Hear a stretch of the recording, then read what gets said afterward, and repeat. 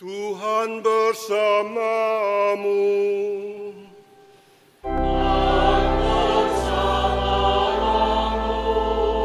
Inilah Injil suci Yesus Kristus menurut Santo Matius.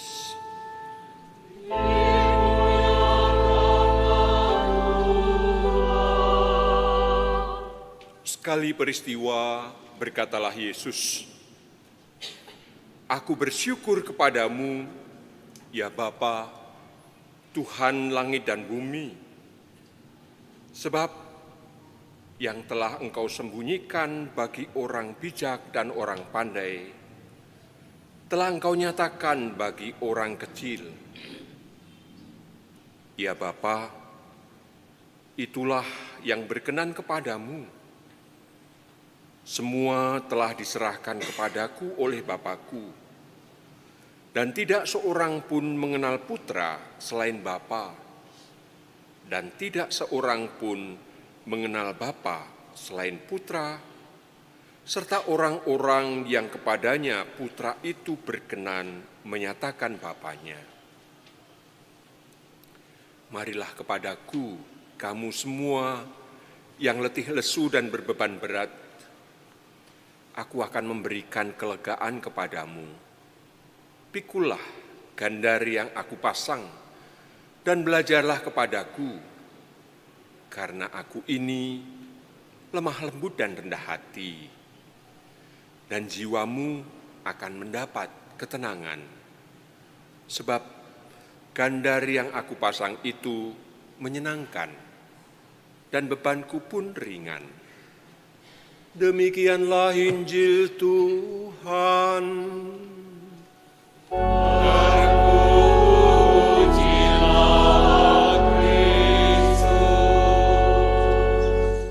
Silakan duduk.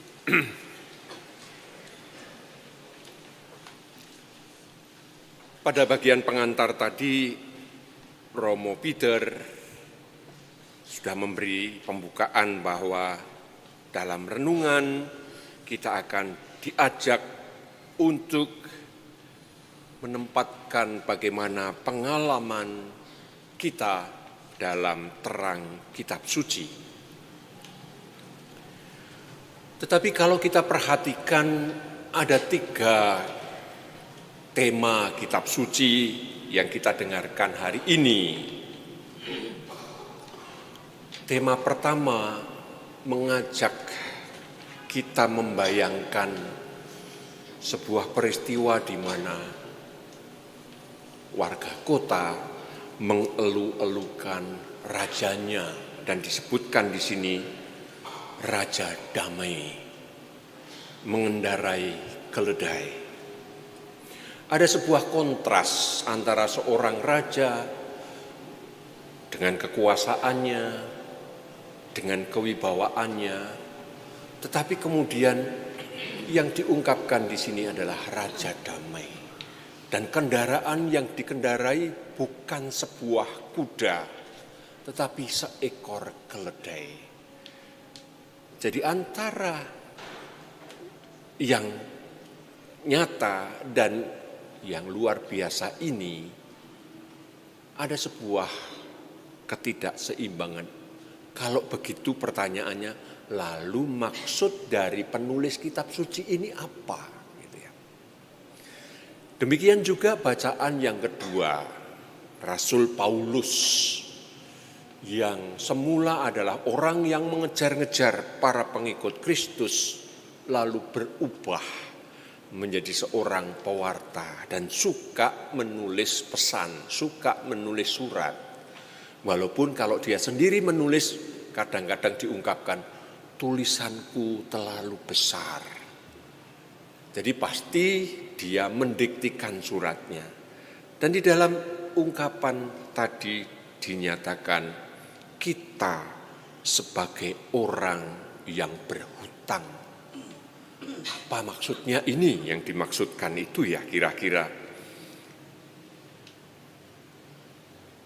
Kalau kita dalam kehidupan ada yang namanya tempat untuk pegadaian, menyelesaikan masalah tanpa masalah. Lalu diperlihatkan bahwa kita ini orang berhutang, kita itu menjadi barang yang digadaikan karena dosa. Dan justru kemudian nanti akan muncul kata penebusan. Jadi kata yang penebusan itu ya konkretnya memang yang dari pegadaian itu ditebus, barangnya lalu kembali. Tapi di sini lalu ditempatkan yang menebus itu Kristus. Dan satu bacaan lagi ditulis oleh Matius. Matius ini seorang tukang pajak. Biasanya tentu dia akan sangat teliti menghitung uang-uang. Bahkan nanti kalau ditemukan, lihat apa saja yang ditulis di dalam Injil Matius. Tetapi yang khas di sini lalu Matius justru menempatkan ada rasa syukur karena merasa orang-orang sederhana diberitahu hal-hal yang tersembunyi.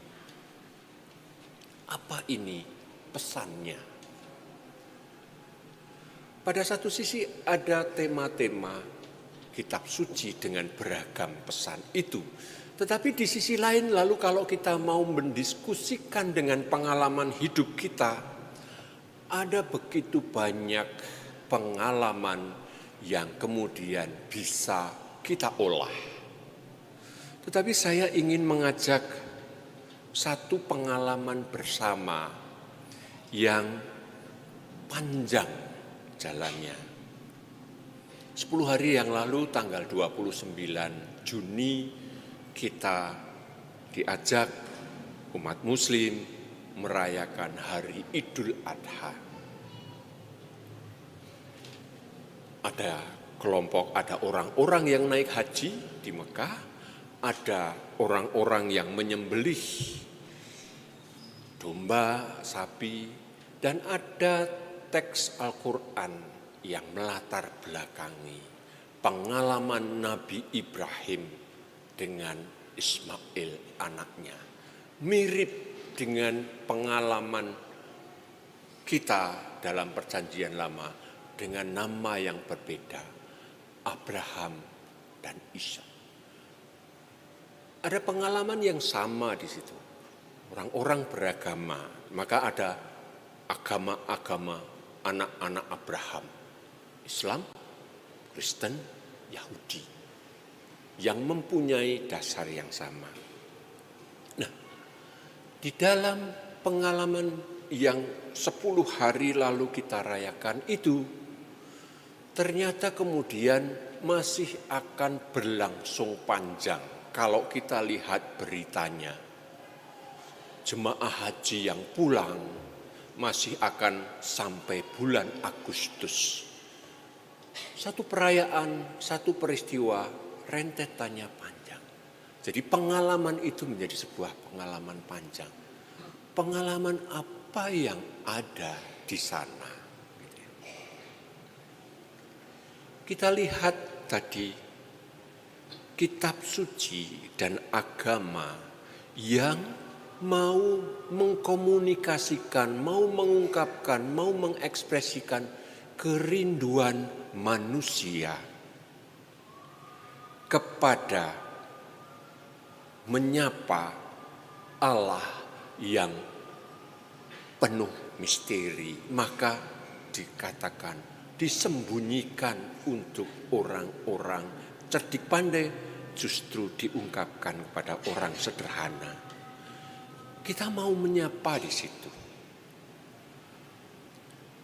Dan dalam perjumpaan itu, istilah Santo Paulus adalah kita ini orang-orang yang ditebus. Ada sebuah proses perjumpaan yang sungguh kita sangat tergantung pada pihak Yesus. Ada kontras di situ.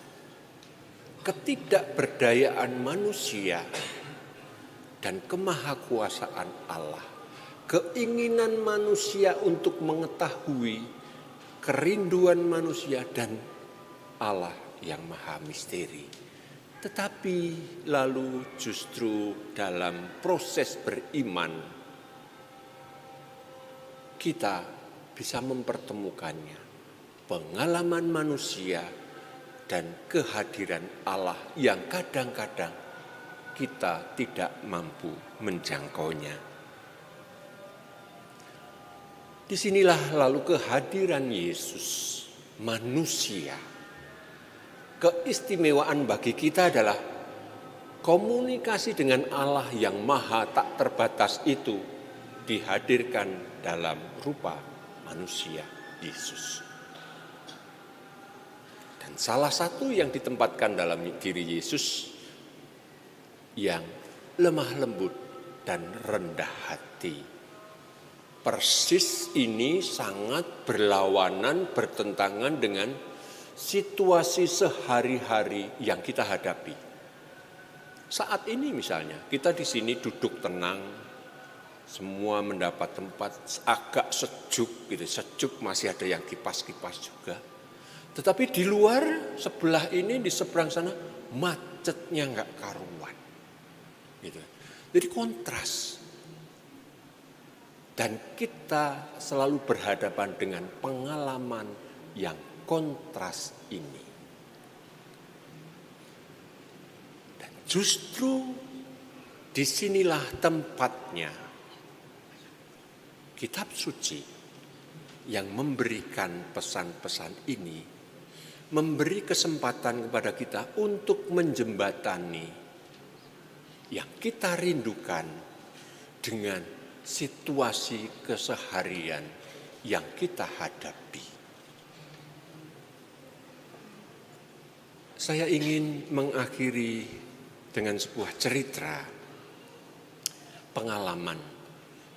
Kebetulan 10 hari yang lalu saat Idul Adha itu, saya menyapa seorang teman dekat, mengungkapkan selamat merayakan Idul Adha. Dan teman saya itu menjawab, Romo, saya sedang di Mekah. Saya sedang naik haji. Doa apa yang harus saya lakukan? Bagi saya itu sebuah pengalaman yang mengagetkan. Tadinya ya hanya sekedar menyapa. Tapi ternyata saya dihadapkan pada sebuah keterbukaan dan kerendahan hati dia. Bertanya, karena saya bayangkan bahwa orang yang berziarah doanya banyak. Tetapi justru bertanya, doa apa yang perlu saya doakan? Kerendahan hati, kelemah lembutan. Lalu bisa kita jumpai dimanapun.